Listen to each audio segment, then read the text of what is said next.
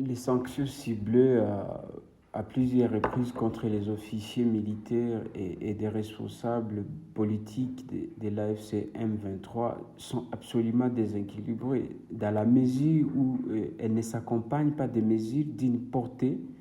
comparable à l'ensemble des acteurs impliqués dans les conflits.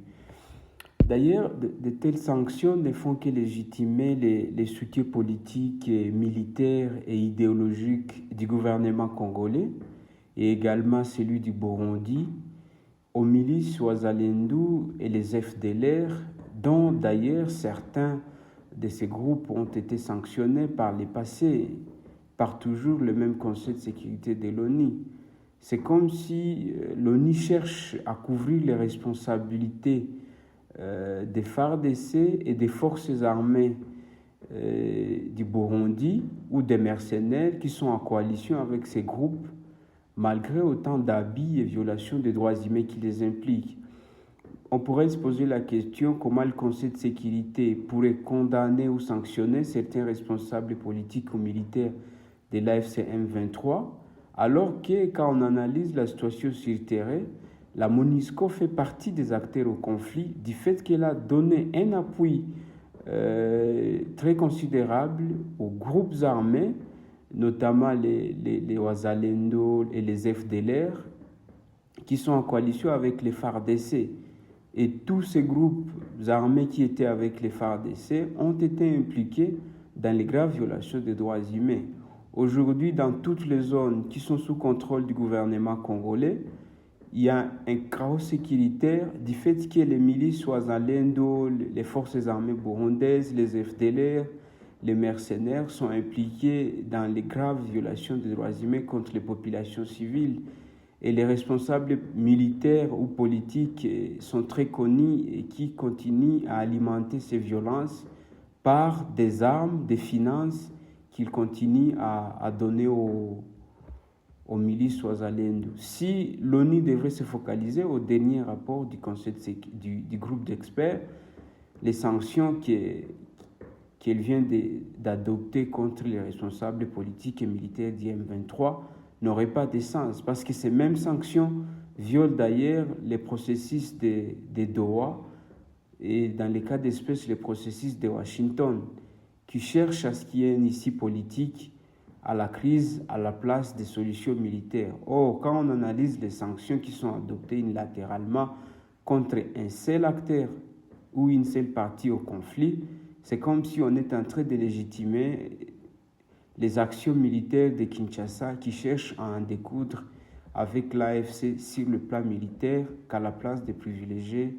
le dialogue ou un accord politique pour résoudre les causes profondes. Ça fait plus de 30 ans que l'Est du Congo est en proie de violences. La MONUSCO était venue au Congo quand il y avait moins de 10 groupes armés. Aujourd'hui, nous sommes à plus de 250 groupes armés qui se sont proliférés à l'est du Congo et d'autres qu'on parle au niveau de l'ouest, notamment dans les grands Bandundu, à Kwamolt, à Kwango, et même dans la commune de Maluku. On pourrait se demander quel a été le rôle de la MONUSCO dans tout ça. Le rôle de la MONUSCO n'a été que d'appuyer les FARDC à chaque fois qu'il y a une rébellion, entre guillemets, qu'on accuse être potentiellement des Tutsis ou être soutenue par le Rwanda. Et la MONUSCO, depuis le CNDP, même en 2012-2013, a toujours apporté son soutien aux FARDC malgré l'incorporation des milices locales et des FDLR pour combattre cette rébellion qui est d'ailleurs le fruit de la régression de l'application des accords de Sun City ou les accords d'Addis Abeba ou les accords du 23 mars. Je crois que l'ONU se trouve être très patiente et veut se manifester être trop proche des demandes de Kinshasa. Or, de telles approches ne vont que radicaliser une partie au conflit qui va se voir être trop chargée de responsabilités alors que les responsabilités dans la gestion de la crise incombent à toutes les parties au conflit. Où est-ce que l'ONU est en train de mettre les rôles des forces nationales de défense du Burundi, qui d'ailleurs à l'état actuel sont très impliquées dans les offensives dans les hauts et moyens plateaux du site Kivu, en appui avec les mercenaires et d'autres unités des FARDC à côté des Ouazalendou et des FDLR. Et donc, il faut que l'ONU puisse revenir à un principe de responsabilité équitable et que toutes les parties puissent être interpellées ou sanctionnées au même titre et dans les cas d'espèce délaissés à ce que les accords de Doha et de Washington puissent être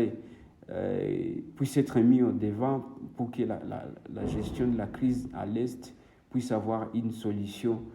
durable à tout ce qui est... Et c'est ça même la demande de toutes les populations civiles qui n'attendent qu'une solution politique pour résoudre les causes profondes. L'Est de la République démocratique du Congo est assez avec des violences. Les stratégies de sanctions partielles ne vont que radicaliser les parties au conflit et ce sont les populations civiles qui vont rester d'une manière ou d'une autre victimes des antagonismes militaires sur le champ de bataille.